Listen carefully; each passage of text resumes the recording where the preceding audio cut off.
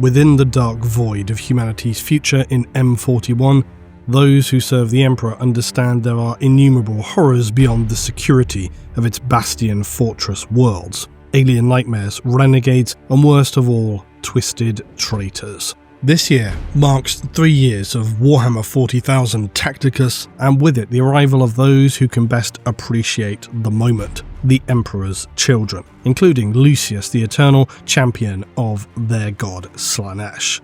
I play Tacticus regularly, and it's a game I use to punctuate moments through the day, to expand the progression of the legendary warriors in my roster. The forces of Slaanesh are arriving now, but recently the Custodes were added as well.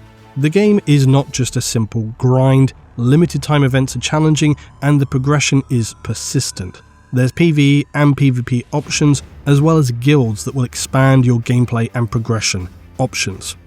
As always, I say if you're new to Tacticus, this is the perfect time to jump in. It's free, and I find the campaign and character progression cycle to vary between smooth and hard-won progress, but it's engaging and satisfying, and that's why I still play it. So take command today, learn to crush your enemies, and chart your own tactical path to victory. Snowprint and Tacticus are long-time supporters of the channel, so please do click through on the links below or scan the QR code on screen now. Check out my custom code on screen and in the description below for extra benefits, and join the ever-growing community of Warhammer 40,000 Tacticus today.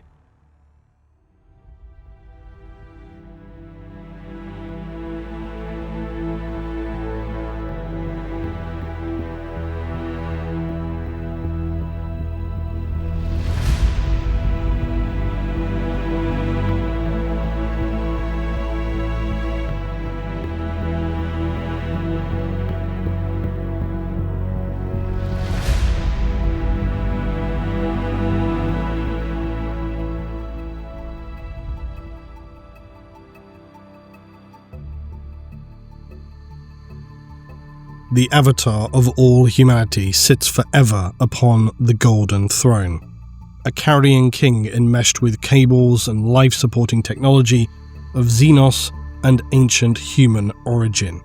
Yet he exists distinctly separated from the corporeal realms. He continues to exist in between life and the realm of immortal agony. For 10,000 years, the ordinary men and women of the Imperium of Mankind fight on in his name, for the glory of the Emperor, and to preserve the species. But all victories come at a cost.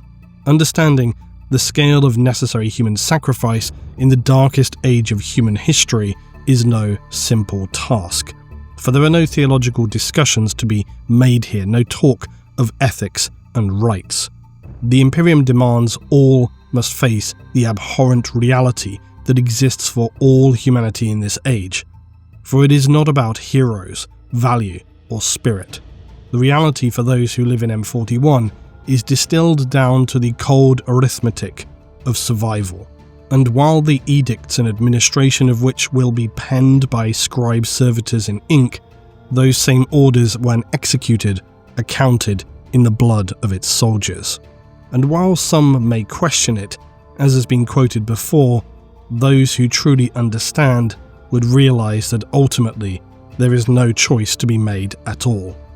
For to do otherwise is to accept living worlds being rendered down to their constituent parts, ashen collapsed hive cities, the merciless liquidation of worlds by alien horrors, and the loss of billions to the twisted realms beyond reality that humanity dare not even speak of. When the decrees of the Imperium come to a world, no matter the political constitution of a specific system, there is no debate to be held, no veto to be made. The Adeptus Terra and Administratum, the Lord Commander of the Imperium, operate far above local system structures and must be obeyed or face the consequences. So it was with the Sabbat worlds, a region composed of some 160 inhabited systems, further divided into regions such as the Khan Group or the Cabal systems. By M37, as records exist, the region is said to have contained as many as 80 trillion human souls. The territory, like so many, was a deeply old system. Many RimWorlds showed evidence that dated them to even before the Dark Age of technology. Yet, as was perhaps to be expected, instability was also commonplace. Border wars rumbled on in the darkest edges of the region. But it wouldn't be until early M41 when the Sabbat worlds saw the rise of a warlord known as the Archon, who began a crusade that burned and conquered through inhabited worlds. It was only centuries later that these ever-spreading slow-burn conflicts were recognized to be attributable to the ruinous powers, and that in this instance, an unusual focus was present among them. And by the mid-700 period of M41, the region had shifted to becoming no longer considered under imperial rule. An entire subsector had fallen. Human-settled star systems on the far edge of Segmentum Pacificus, once luminous with their reconnection to the Imperium, now found themselves, as had been millennia previous, smothered in darkness. When heretics emerge upon imperial worlds, it can be for any number of reasons. Petty individual lustings for power, the twisted plans of unimaginable entities. In this instance, what they sought was the annihilation of faith and the desecration of what little human stability had endured. The Sabbat Crusade was an imperial campaign of expulsion and liberation, a conflict of a scale that has never been and perhaps cannot be fully chronicled. One of the most notable documentations is, of course, the exploits of Ibrahim Gaunt and his ghosts. In the earliest phases of the campaign, even before the first battle standard was unfurled, the High Lords of Terror recognized what few others could, that the region could not be abandoned. Its warp routes formed a crucial artery between imperial domains, and so to see the fall of the Sabbat worlds threatened broader systemic collapse.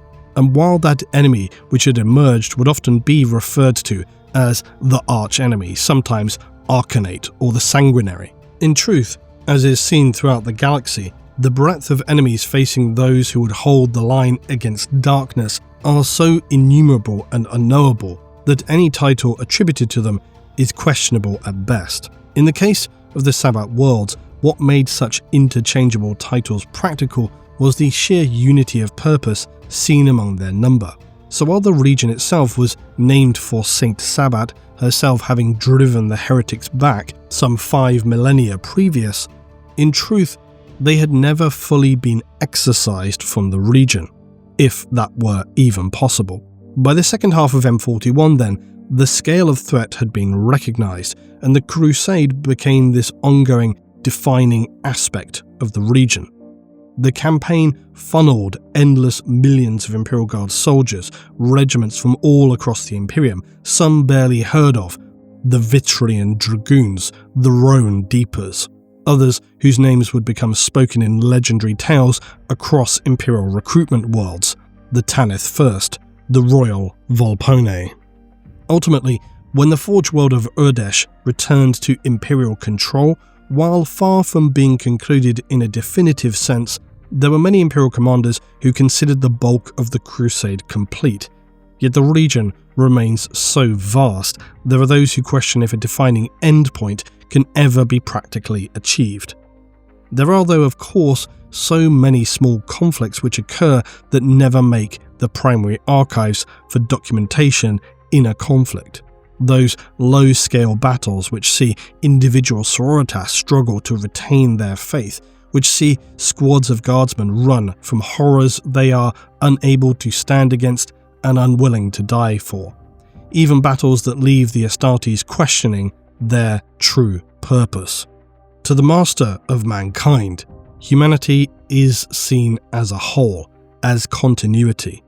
Every singular life matters, yet no sacrifice can be too great if it enables the light of humanity to persist. This is the fundamental perspective to which the Imperium operates in the contemporary period. It's the scale of language understood by the Inquisition, for example. And while the numbers of any Imperial crusade are staggering, armies bled against unfathomable horrors, scores of worlds from the iconic to the nameless emerge scoured by orbital fire and all-consuming plagues of the warp, tales of the individual struggling, the final stand made, the last charge, always will reach citizens of the Imperium, for the individual must be counted alongside the anonymous millions who can never be recovered or documented. For the many who serve, courage presents itself as one's willingness to become one more sacrifice counted toward the future of all. And in his name, they did. In the mud-choked trenches, ashen deserts, psychically racked battlefields, and underground hive wars. The Imperium has known ever since the Emperor was placed upon the Golden Throne that the price of its own preservation was war. No respite, no hesitation, and no forgiveness. It is fundamentally why, in the grim darkness of the far future, there is only war. To preserve humanity, the cost must be accepted. It was a reality few wished to face, but one which those closest to the Emperor had accepted before his Great Crusade even began. Now, as throughout the Crusades of the Imperial Galaxy, the Sabbat Crusade is not truly over. Its borders still shift, heretical remnants regroup in the darkest places.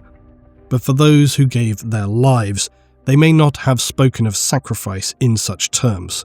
Perhaps not even thought of the God Emperor as they lay slipping into darkness within the ruins of a destroyed manufactorum, a broken chapel, or beneath the burned-out shell of a Lehman Russ. But they fought nonetheless, because it was duty, and in doing so, they still fulfilled his will, his wrath. For in the end, the true cost of courage for the individual human citizen sent out into the hellscape of battle in M41 is only to make the necessary choice. As the Sabbat Worlds Crusade entered its 23rd year of operation, its current commander, Makaroth, had successfully advanced into the Cabal systems known for their heavy fortifications and defences. Elsewhere, in the Karkaradan cluster, the word victory was being spoken aloud. Yet the conflict and threat had been present for so long, many were concerned a regression seemed entirely on the cards, and certainly not for the first time. Of more pressing concern was a fact that had been known during the Great Crusade itself, that while dramatic battles which all but determined the fate of a system were well and good, this did not mean the conflict would be entirely concluded thereafter. Defense forces had to be placed upon worlds to prevent a resurgent enemy from undoing all the efforts of the main spearhead. And this was now the concern for Makaroth, who had left many conflicts unresolved in the Sabbat worlds despite winning major victories. They pushed forward and expanded the Imperial front. The great fear was that conflicts to their rear could destabilize or at worst isolate the advancing main force of the Imperials to then engage them from behind. The date, according to Imperial records, is 778 M41. As we know, Imperial dating systems are now considered unreliable within the broader galactic sense, but for regional conflicts, they can at least be considered contextually sequential. And so, within the campaign of the Sabbat Worlds Crusade, the conflict would still not be concluded for another 14 years. The Crusade had been initially led by one Warmaster Slado, who had achieved significant territorial return despite the aggression and resistance of the enemy. This early phase of the Crusade came to a head upon Balhort and was greatly significant as a secured position for the advancing Imperial fleet, but it also claimed the life of Slado. Makaroth, as his successor, now pushed onward, with some observing that his impetuous leadership could be a problem. Yet, no matter the opinion of observers, Makaroth demonstrated his right to succeed Slado through a string of victories. However, he also overextended the Imperial forces and in 773 suffered a significant counterattack by the traitors. The pincer assault they had feared came to pass, and the second front opened by the enemy now would rage on for years. Militarum tacticians had become concerned that should the enemy succeed in isolating and decapitating the leadership of the main Crusade force, the campaign could face its end. And so Makaroth found himself compelled to reassign a significant contingent to this second front in their rear, including multiple experienced generals. Their goal was quite simply to block and stall the traitors, thereby slowly diminishing their strength and momentum, to allow a secure line to the still advancing main crusade. It sounded straightforward enough, except that in reality this meant them not only meeting the enemy, but deploying to worlds fully held by them, to then retake and secure those defensive worlds. Worlds which conveniently Makaroth had bypassed during his aggressive push for advancement through the Sabbat territory. But these worlds were now a significant problem, and some may have held the thought that although it would have slowed the advancement of the Crusade, it may have been better to establish a strong position upon these liberated worlds as the main Crusade advanced to avoid this now inverse situation. One of these neglected worlds now deemed necessary for liberation and securement was Lyubov.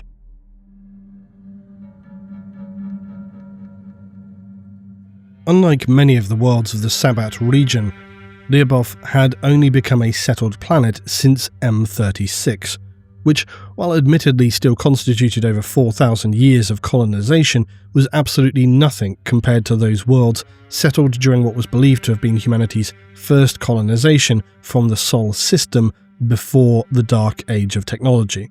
It had, though, become a successful hive world holding a significant capacity for manufacturing, one of the reasons why it was now considered so important to secure for the Imperial Crusade. For as was typical of most Imperial planets of this archetype, it held substantial reserves of Imperial Guard and planetary defense militia, and while it had fallen to the control of the traitors, this had only taken place during the last few years. So there was a strong desire by the Imperials to liberate this world under the belief that the damage may well be more limited here than for some of those worlds which had seen decades of occupation, and would therefore be most likely beyond the point of salvation. The belief in the material worth of Lyubov was sound, for while it had technically fallen under the control of the traitors, several of its hive cities had remained under Imperial control for as long as they were able. Several major battles had been held in that time, and this contributed to the sense that very likely there could be still substantial loyalist resistance elements upon the world. The man who would be assigned this mission was one General Karnhide. Karnhide was a distinguished general with a career that predated the Crusade, but who had served with only what could have been considered respectable deployments under War Master Slado. He was considered a steady hand, but one which was so far unremarkable. Not unusually, when Makaroth had taken command of the Sabbat Crusade, he saw it necessary to position officers around him who more aligned with his view of the pace and aggression he believed was needed to bring success. Karnhide, having served under Slado, was pushed aside and assigned other duties. This was how General Karnhide and his other contemporaries found themselves now assigned to these rear-guarding duties, which on the face of it seemed, in the eyes of Makaroth, little more than a procedural operation. They in fact were facing a significant challenge. Yet it was not even Makaroth himself who had designated Karnhide the duty of liberating Lyubov.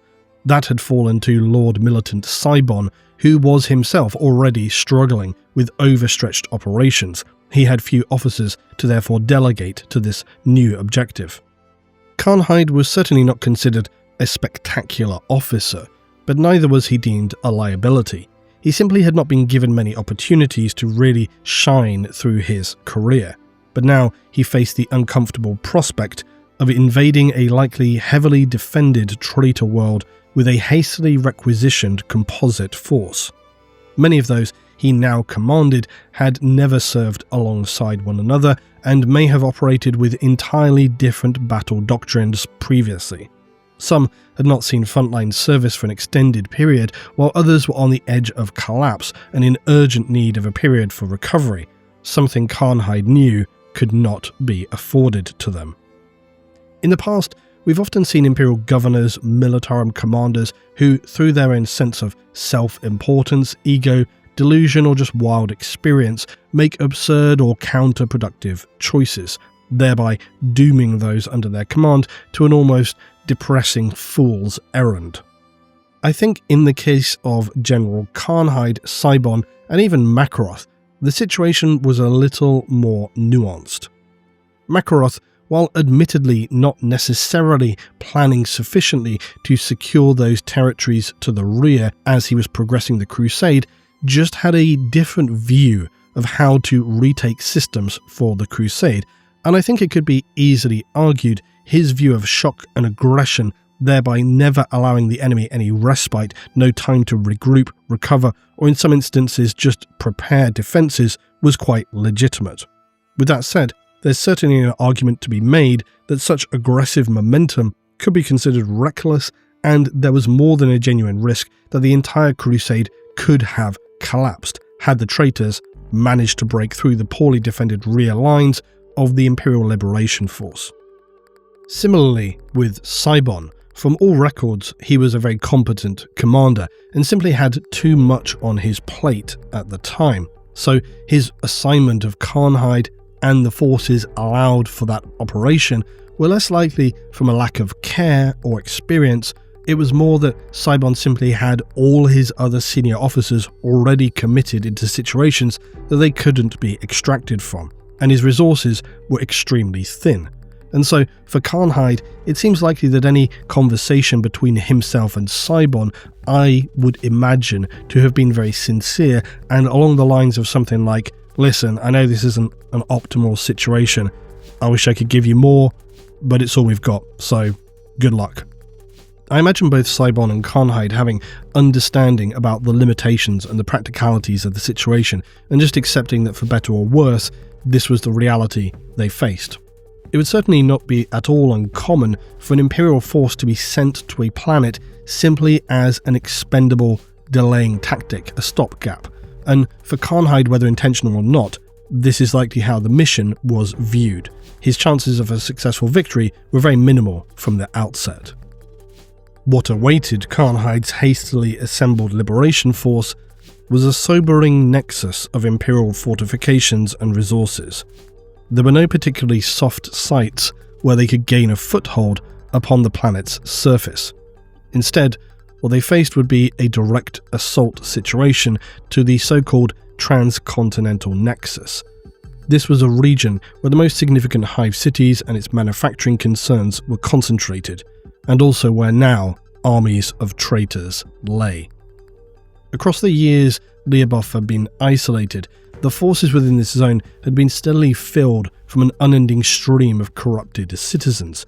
Any who had been able to resist were put hard to work, turning out an endless stream of war supplies from the fabrication centres. They had an impressive array of military hardware, and more troubling was even the presence supposedly of traitor Astartes. As noted earlier, and as was seen throughout the Sabbat worlds lost to traitors, there was an overarching sense of unity among them that was not typical of Chaos forces. This was attributed to their own warmaster known as the Archon, a figure known more personally as Urlok Gor. His power was so significant that he had dictated the formation of an army seen across the region known as the Blood Pact. This is believed to have originated after the defeat at Balhort and the death of Slado. The Blood Pact appeared to have been the response of the traitors to that loss. The Archon evidently had decided that their existing approach was flawed, and that while furious and terrifying, extreme zealot cults and berserker waves were not necessarily the best approach to ranks of well-armed Imperial Guard and long-range support fire. In fact, Some believe that Urloc's rise to the position of Archon was directly attributable to the success of his own force at the time, and that he had then demonstrated and modelled the wider Blood Pact army concept from his template. But the Blood Pact were essentially just a traitor mirror army to the Imperial Guard. They wore relic uniforms stripped of Imperial symbols, they were equipped as well as they could be, and even trained and drilled. They were more disciplined. They had support weaponry, not just mouth-foaming crazed charges directly into enemy walls of fire. They even had communication systems to coordinate an attack or warn of incoming threats or mark ranges for fire missions.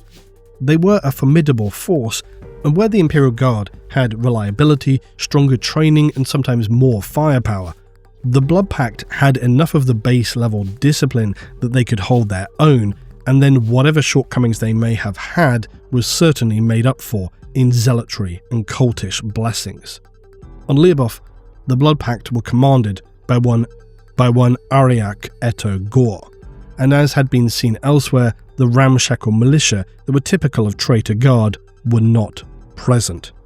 Ariak had in just 2 years forged them into a coherent, disciplined fighting force, an enemy that was well equipped, heavily fortified, and more than ready to meet the jumbled liberators commanded by General Karnhide.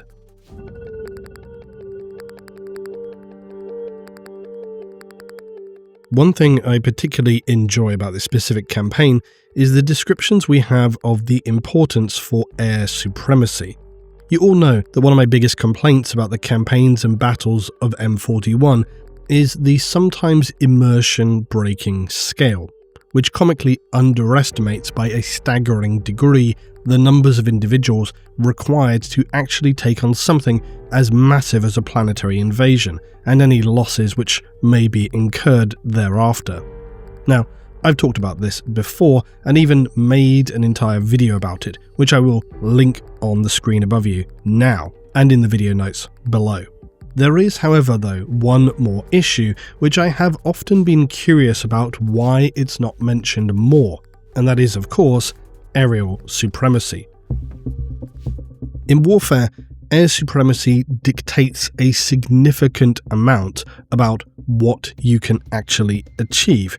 If you have no air superiority, that is a major problem. You're going to see armoured assets eliminated at significant distance before they can even really do anything. You're going to have bombing runs on infantry, you're going to have trouble securing supply lines, and so on and so on. Of course, if you have on-the-ground anti-air systems, etc., that's going to help, but it's going to be difficult at certain positions, distances across the land, depending on how big the contested area is, to still secure that airspace.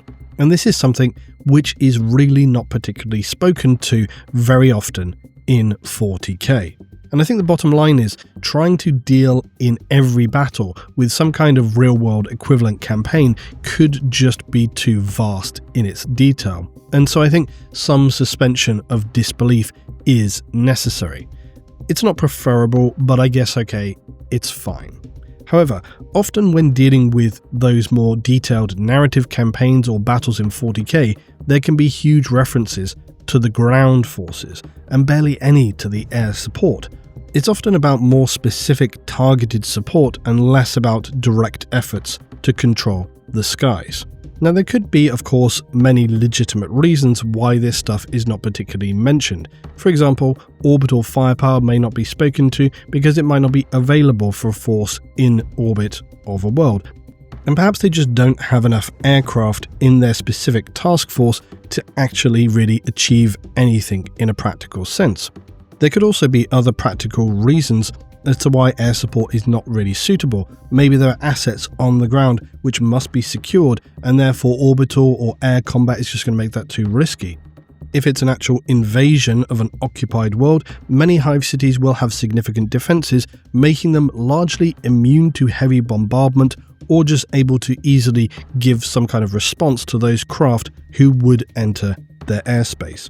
So there's loads of ways you can rationalize it. It may be that often the battle for air supremacy is just not one worth having.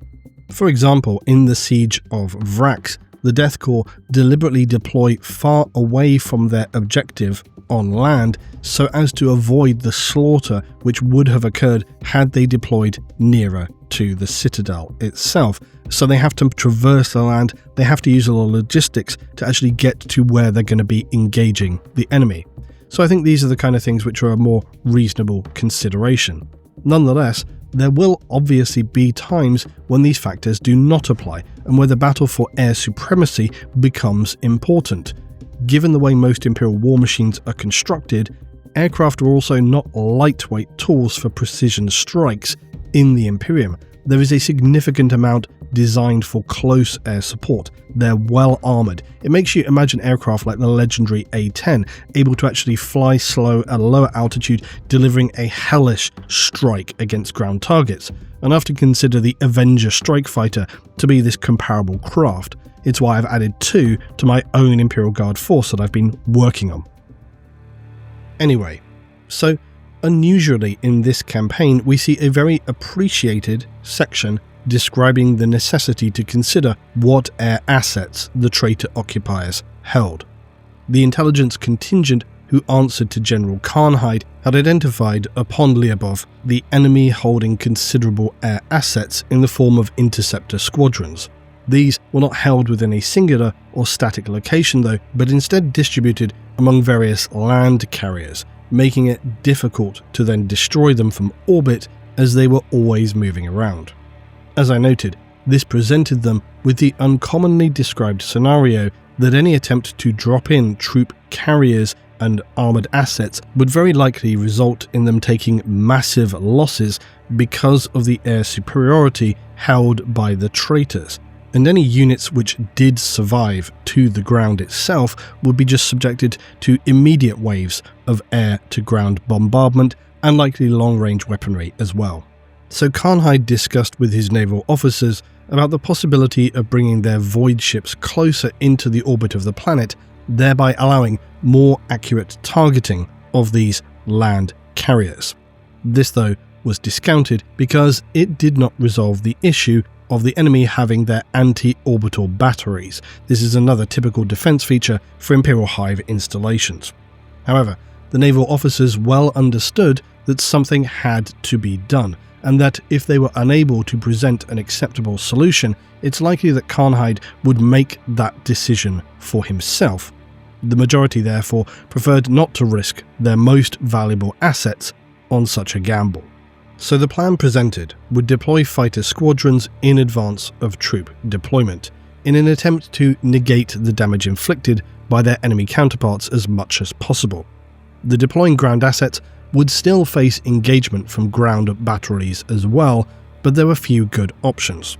The only other alternative was to deploy hundreds, if not thousands of miles away as the Krieg had, and then traverse the planet on the ground.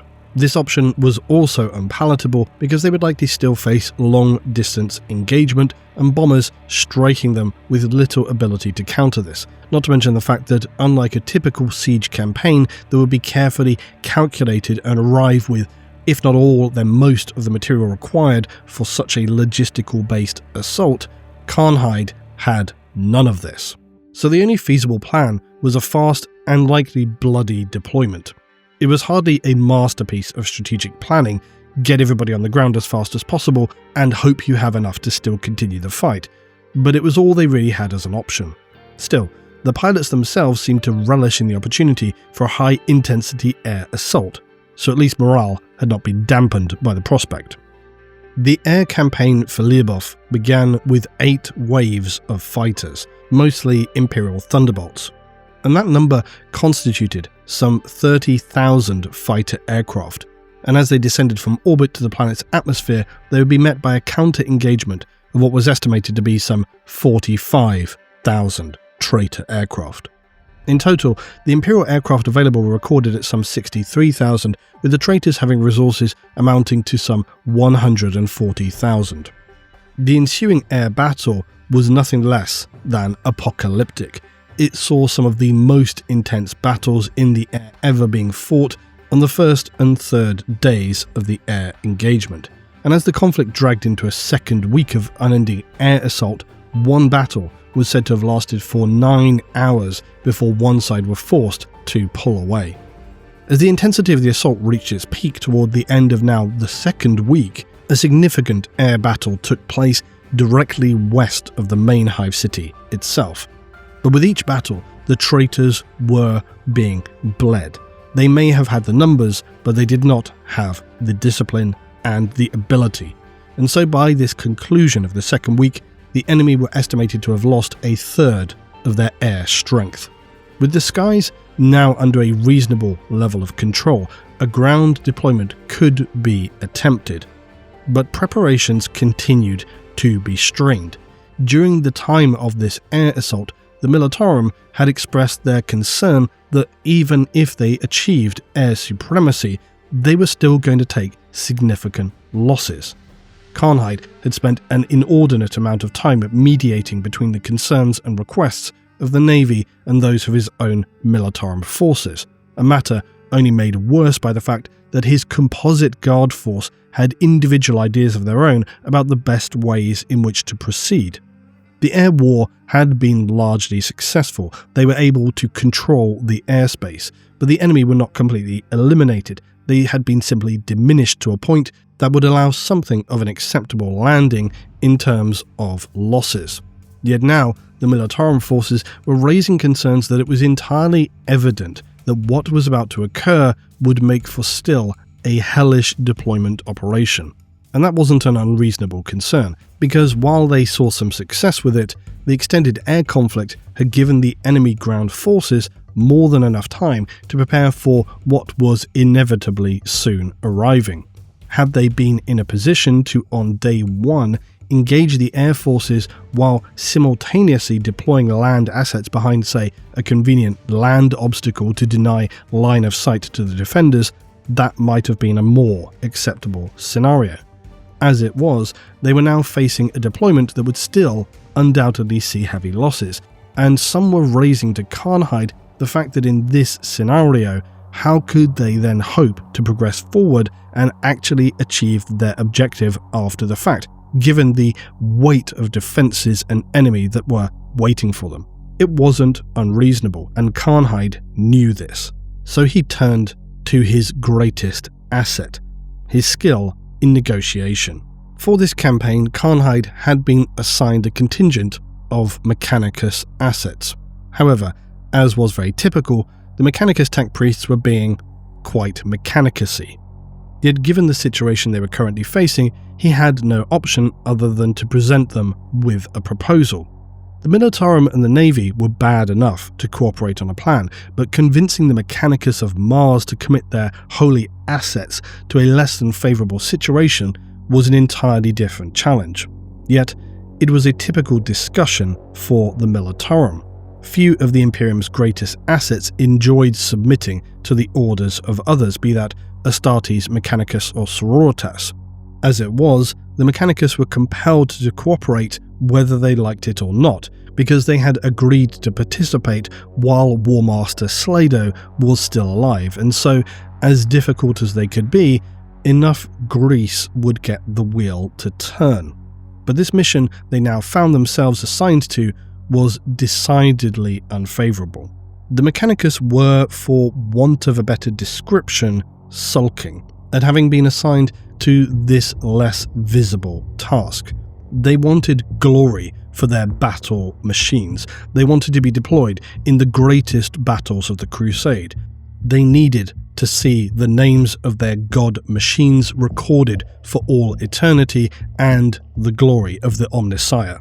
So, being thrown into a significantly outmatched deployment in a conflict which seemed very unlikely to be important enough that it would be ever spoken of again was not on their list of preferred options.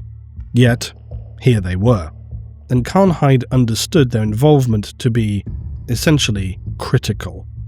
As per the air battle, I also want to note that this scenario is one of the best examples, I think, of Titans being deployed as they were intended, because when an enemy are in such a heavily fortified position, deployment of standard Militarum and naval assets becomes all but inviolable. Even the Astartes, I think, would struggle unless we're talking about Legion strength Astartes. Titans, though, could very obviously break the enemy and provide a cover for deploying the rest of Karnhide's assets. The traitors had nothing to answer the deployment of Titans, and so the entire operation now rested upon Karnhide convincing the Mechanicus that this was the critical action to be taken. They must deploy to the planet a contingent of the quite astonishingly positive 130 Titans which had been assigned for this task force. Now admittedly, the majority of these were Warhound Titans, the smaller, more mobile battle machines often used for scouting or destroying incoming armor or spotting enemy so that the larger Reaver and Warlord Titans can target their most significant high-priority enemy assets. Even so, Warhounds with not much to answer them is a terrifying prospect for any enemy, especially when it's 130 of them. Karnhide was no fool. He understood how to approach the negotiations with the Mechanicus, and so he would employ the reasoning of simple logic. He understood their displeasure at being assigned this mission. He wasn't particularly thrilled about it himself, but he also reasoned that Warmaster Makaroth needed success here in order to progress the greater Sabbat Crusade. And so the question was simple: would Makaroth call back to the front lines a limp force who had suffered a Pyrrhic victory or just didn't feel like getting involved? Or would he hear the reports of a devastating assault led by the Titans of the Mechanicus and demand they join him at the front lines of the crusade to bring their experience, success, and power to bear upon the great enemy? Karnhide additionally assured them that he would personally see that Makaroth would be presented with such a report. After some quiet, noospheric discussions, the Mechanicus tech priests allowed Karnhide their answer. The Titans would lead the assault. 3 target zones were marked for orbital bombardment: Brady Bay, Bork Cliff Hive, and Zinc Hill. The Titan landings would be achieved during this bombardment, and each deployed location saw the Mechanicus radiate their forces from their landing zones, not pushing for the greatest immediate advancement.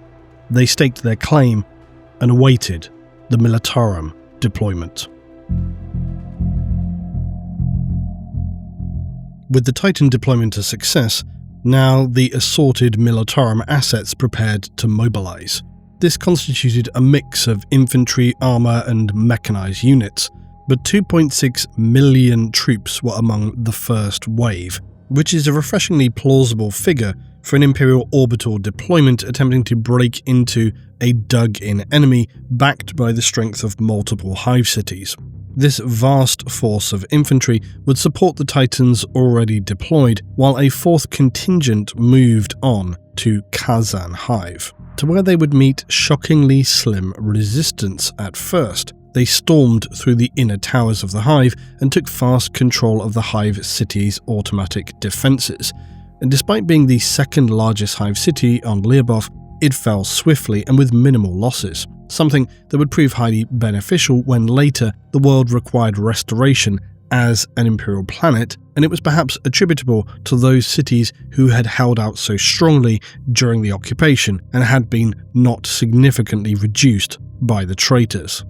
Curiously, it would be Zinc Hill, one of the smallest centres on the surface, which saw the most intense initial engagements. Primarily, this was a hive focused on industrial processes, not the large sprawling guild and residential requirements of a larger hive sprawl. But despite its size, it proved to be capable in repelling the Mechanicus advance. It also was able to call in air assets, and so when additional infantry and armoured assets were sent to reinforce here, a major battle erupted. At the smaller Hive city's western wall, Imperials attempted to use the momentum they had to storm the city, but the traitors deployed engines of bizarre configuration. And while some were identifiable as hardpoint weapons or mechanized artillery, what met the Imperial infantry were horrifying weaponry. Heavy mortars cast down explosive showers of razor chaff upon the advancing Imperials. The material which came down upon them quite literally shredded them into bloody ruin. It was as if the sky itself was raining down razor shards of metal which cut through body, bone, and armour. This sustained bombardment near stalled the infantry advance immediately, for any who were not under cover were cut to ribbons. Men lay screaming in pieces all across the battlefield. It was as if a great invisible knife had roughly chopped them. The scene was abhorrent, and beyond the literal dangers, many found it difficult to advance due to the sickening scenes which lay before them. Counter-bombardment eventually disrupted and broke the enemy positions, destroying the offensive artillery, but the impact was felt among the Imperial infantry far beyond the physical. It slowed the assault to what had hoped could take hours, but which had now been extended to 3 days. Eventually, they did break through the western wall and proceeded toward the hive itself, yet unsurprisingly, this only presented them with a new problem. The inner zone was heavily entrenched. The advancing guard faced an enemy dug into a vast network of ditches, trench lines, and foxholes. A brutal trench war now began, but the aggression and support of the Imperials meant this thankfully did not descend into a stalemate of attrition. They poured on consistent assaults to the enemy in the coming days, and finally, with the support of one Titan, they were able to break through the line and overrun enemy positions. But the losses had been uncomfortably high. Now, as they penetrated the inner workings of the industrial hive, all the Imperials faced were berserker cultists, poorly armed, crazed workers who threw themselves at the invaders with little regard for their own preservation. During this assault, Karnhide had released tactical decisions to lower-level officers on the ground, believing they were best positioned to make the decisions about the movements of their own infantry.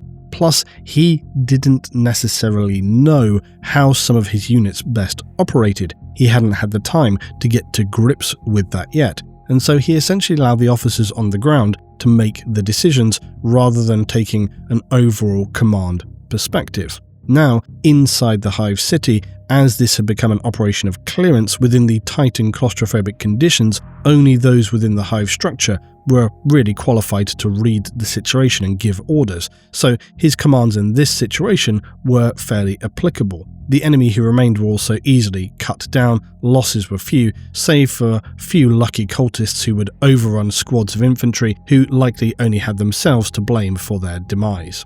But in later evaluations, the strength of defences encountered at Zinc Hill were discovered to be due to the fact that the enemy commander had made his primary base of operations here, rather than, as had been presumed, locating themselves at the planet's namesake hive, which was of significantly greater mass than the small industrial centre. For whatever reason, Zinc Hill had become a site for ritual or other twisted sacred importance to the heretics. The strong defense that was thrown against the approaching Imperials likely gave time for Etogor to escape to the other Hive City. Things overall were progressing well, and Karnhide was recorded as being calm and affable. He was pragmatic and relaxed seemingly about how things were unfolding, and with fair reason. The heavily stacked in the enemy's favour conflict was going surprisingly well. This demeanour, however, was not recorded in his personal journal, where he described how, "Grateful as I am for the chance to take an active command, I could have wished for better than this hive place. The land is tough and uncompromising, and the foe bedded in.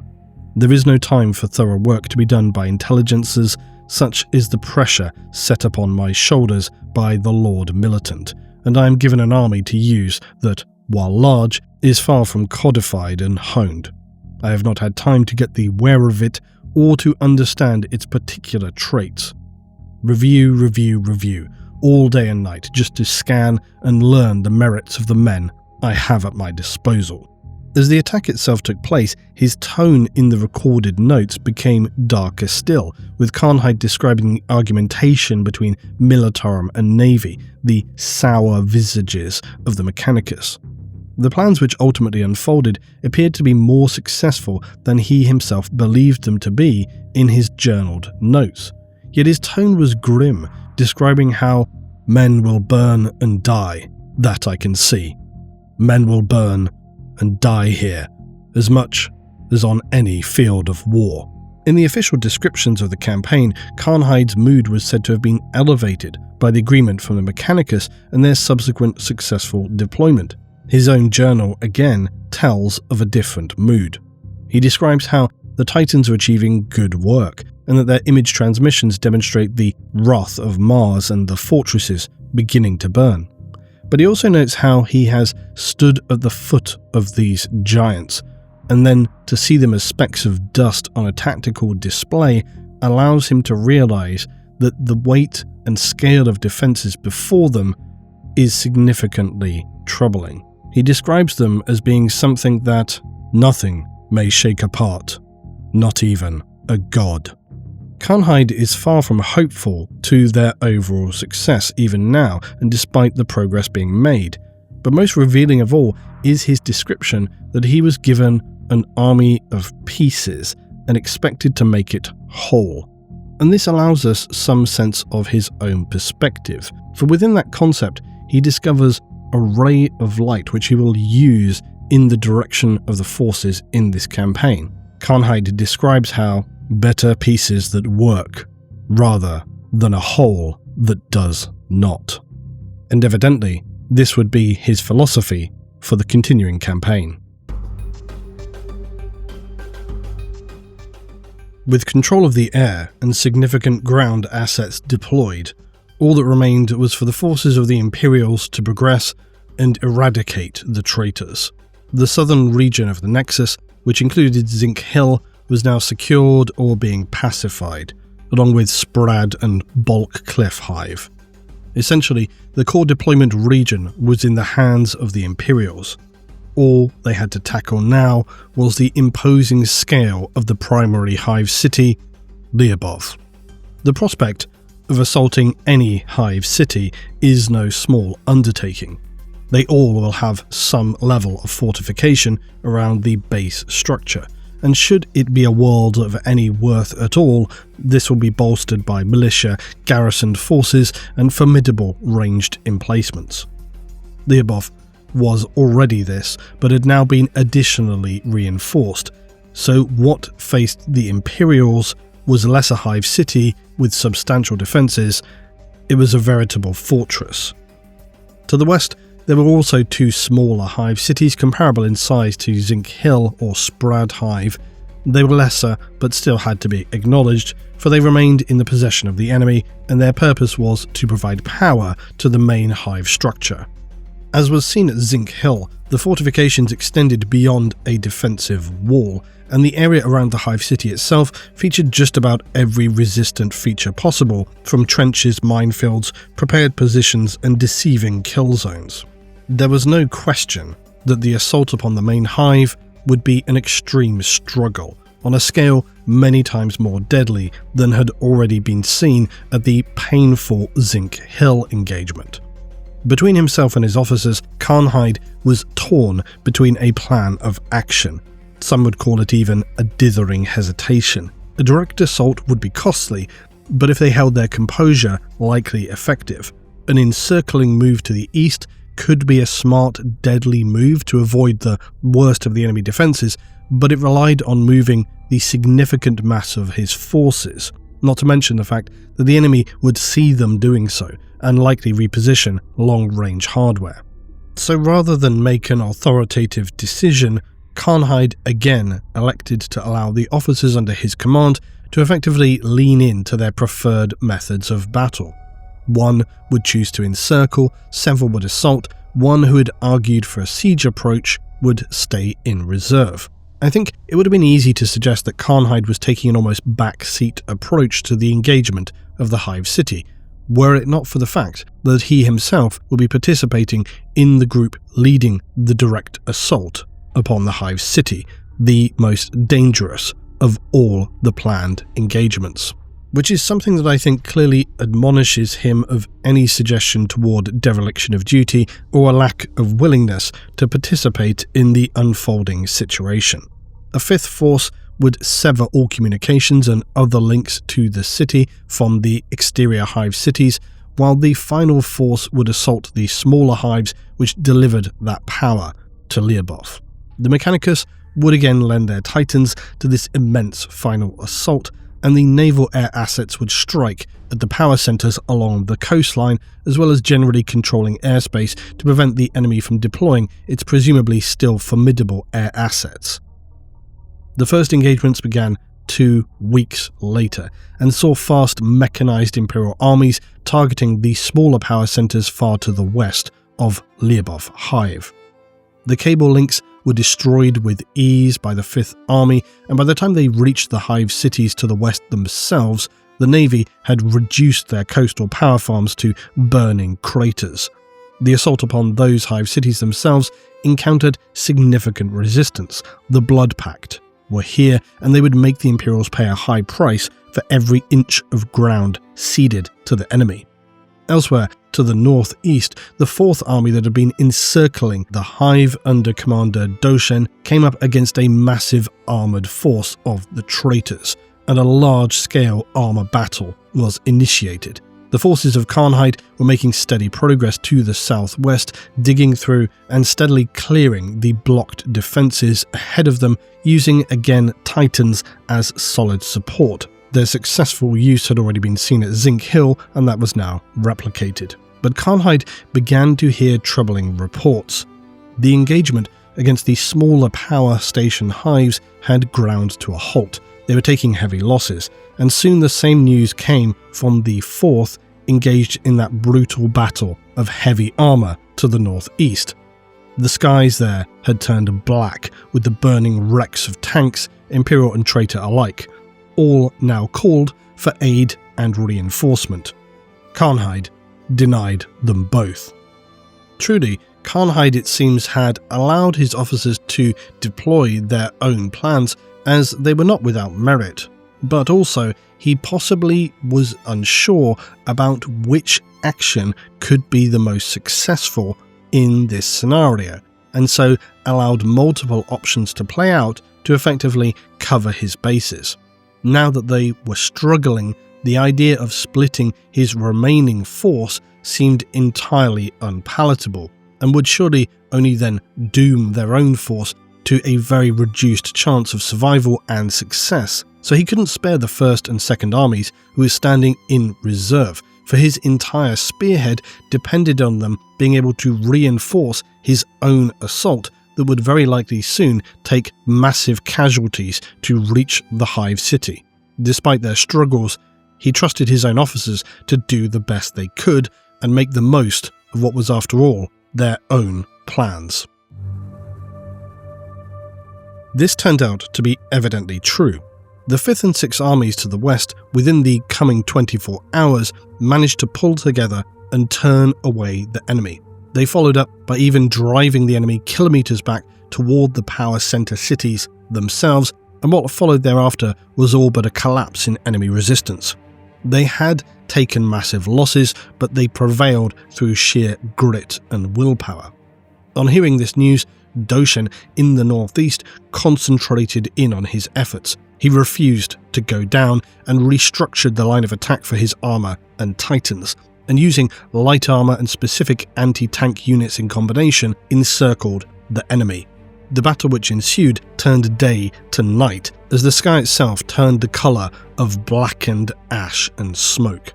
The ground war was one of fire and screaming death rattles, as machines were torn apart, their internally stored rounds cooked off in explosive fashion. The enemy found themselves trapped and were taking an absolute battering from all directions, as heavy tank rounds and Imperial Titans reduced them to molten slag.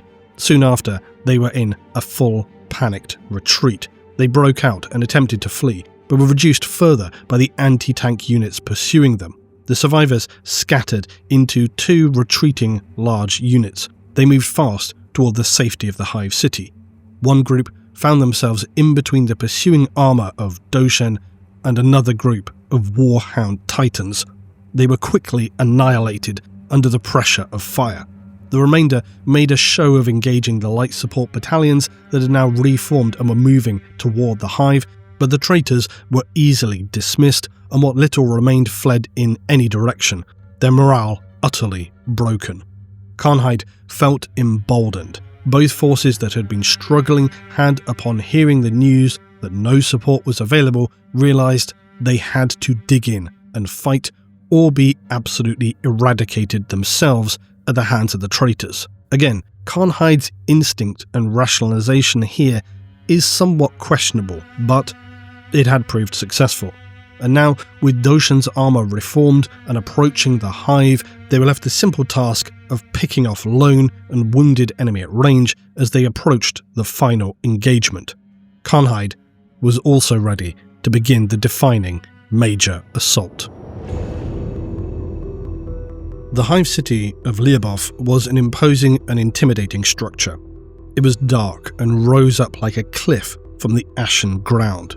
While some hive cities can appear built upon millennia of structures with cathedral-like Gothic towers defining the skyline, others can feature even exterior plating for their defense. Lyubov was one such hive. It featured massive external plating like the carapace of some gargantuan insect, out from which emerged those Gothic towers, stacks and spires. The men of the Third Army awaited the command now. The wind cut sharply into their skin, and the air was a saturated mix of blood, earth, and oil. The advance was initially slow. The troops were taking intermittent, sometimes continual fire from long-range emplacements at the base of the hive city. As they proceeded to cross the shattered landscape over the rock-creek bridges that had survived and spanned vast gorge-like ravines, as they approached ever closer, the more the incoming fire was directed toward the mass of Imperials. Now cannon fire, batteries, las and even flame were targeting them. Entire sections of guardsmen were consumed or blown to fragmented pulp. The very ground itself bubbled and became liquid from the intensity of the heat directed toward them. The incoming fire was unrelenting, and for any who questioned it across the Vox, the order remained: advance.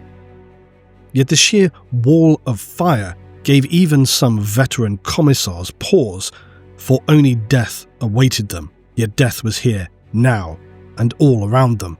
The only choice which offered life lay ahead.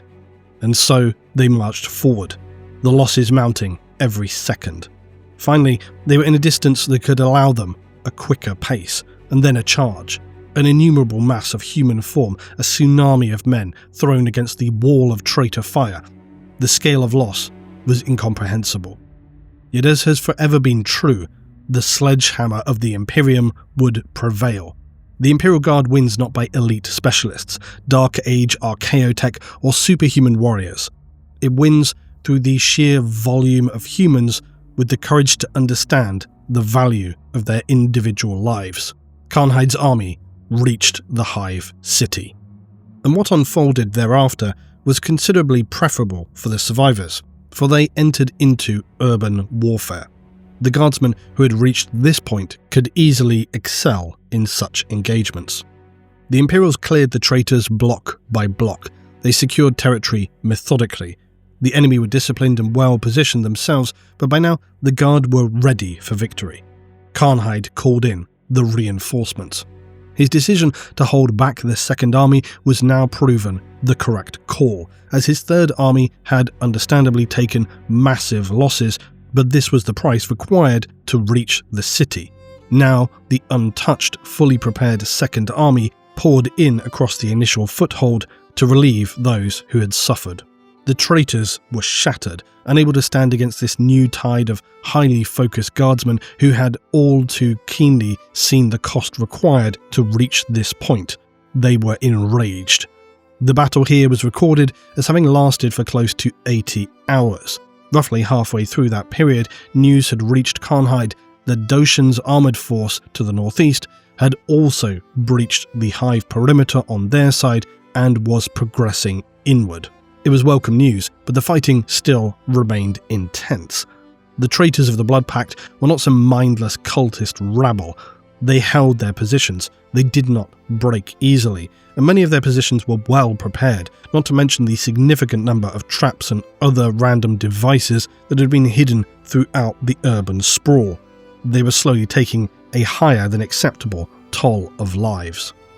The Blood Pact had just as much tactical breadth as any Imperial force. They had snipers, stealth concealed units who leapt from the shadows to ambush tired squads who lagged behind. They had carefully ranged mortar positions. They were making the steady advance into the hive proper uncomfortably costly. So Karnhide was now careful to allow those at the front line some rotation. The intensity of the close quarters engagement meant that he needed his men to deploy their maximum ability. To lose the momentum and advantage now could be extremely costly. But as they reached hour 85 of the thrust and could hear the steady thump of Doshin's armoured bombardments, the time came for the final advance to secure the city. The bulk of the traitors had evidently been placed to resist more to the perimeter of the city, and as they reached the inner hive, resistance became less. So a huge charge of infantry through multi-level sectors led to a full panicked retreat by the traitors. The guard scoured through every sector, eliminating all enemy they encountered without hesitation. But Etagor still evaded them. On the 73rd day of the campaign, the planet was all but secured and declared an Imperial world once more. Karnhide had been surprisingly successful, yet one key task remained. Specialist elite kill teams were established, those with experience in such matters assigned the task of sweeping through, clearing sector by sector, and using any intelligence to locate the enemy commander. The officer in charge was one Lieutenant Gonfal. Elsewhere, squads and sections of the guard were just generally clearing up the city, burning out and executing any surviving members of the Blood Pact, or indeed any of those who were suspiciously questionable. This was an extremely methodical process, for as had been learned at too high a price, the members of the Blood Pact were often waiting under the guise of death, before striking to deal a final killing blow against the Imperials or detonating grenades in close proximity. All were now under orders to eliminate any of the Blood Pact they found, dead or alive. Gonfal, as part of his tracking of traitor officers, had gained intelligence that some of the Blood Pact were seen to wear masks or garlands that signified status. So when an Imperial medic had observed some wearing black gold leaf garlands, the suspicion was high that these were of some importance, perhaps a personal guard even. His men began to scour the area to where these Blood Pact had been found, but immediately they began taking heavy fire. They responded with precision mortar fire, and after shelling the entire frontage of the structure from which they had been engaged, they advanced through the dust clouds quickly to begin clearing the site. The resistance was fierce immediately. The enemy soldiers fought harder and more adeptly than any they had encountered. The chances now seemed ever greater that this was what they were looking for. The Blood Pact elite came out from every corner, axes, bayonets wielding whatever they could bear. In the close quarters, they were no match for the veteran guardsmen. Gonfal himself killed 6 as they progressed further into the structure. It was a grim progression though. The interior was described as spoiled and smeared about in all treason. Kassakin specialists had been called in now and were assisting the search. Gonfal, though, had caught a glimpse of a figure who matched the description. Quickly signing to 2 of his men, they pursued in the direction of the shadowed figure in silence. As they rounded a corner into the western quad of the building, though, the figure turned on them and with a snarl whipped around a screaming chainsword. Gonfal's troopers were brutally ripped to shreds from the barbed, ravenous weapon.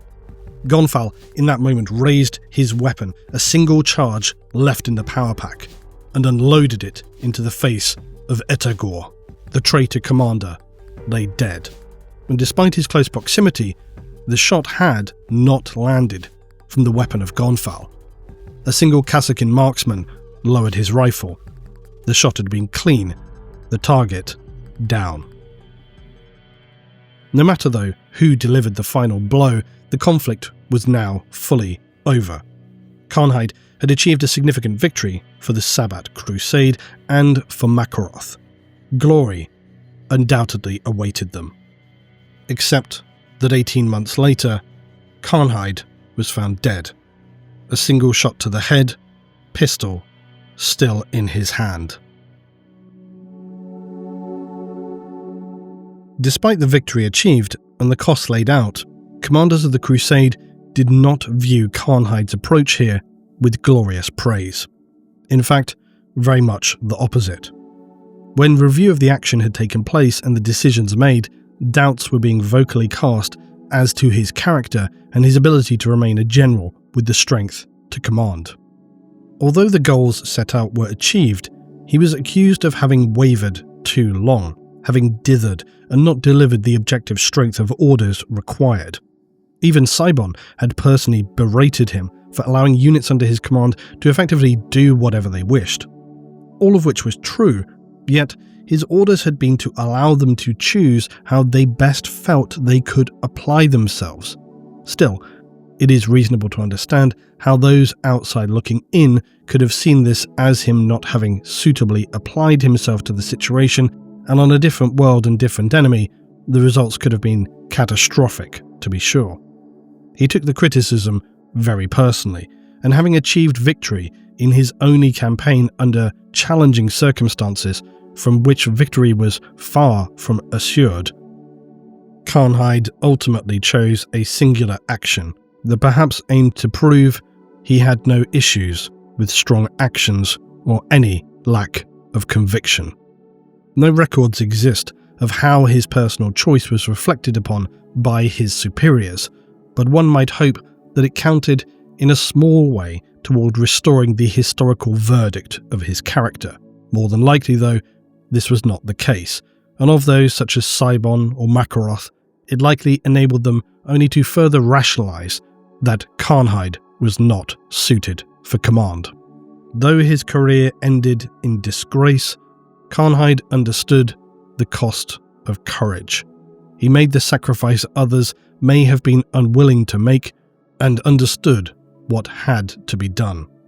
He realized that although unorthodox, the situation upon Lyubov necessitated the strengths of individual forces to reach their maximal impact, not to wage war as a singular force, but against an unusually united enemy. The key to victory was in leveraging and concentrating exploitation of the strengths of those under his command. In the context of the enemy that faced them on Lyubov, he saw the strength in disunity, even if his contemporaries saw weakness. What Khanhide understood was that the only weakness present was in an army too brutally strict, too unified, that it could not adapt or cope with anything other than default expectations.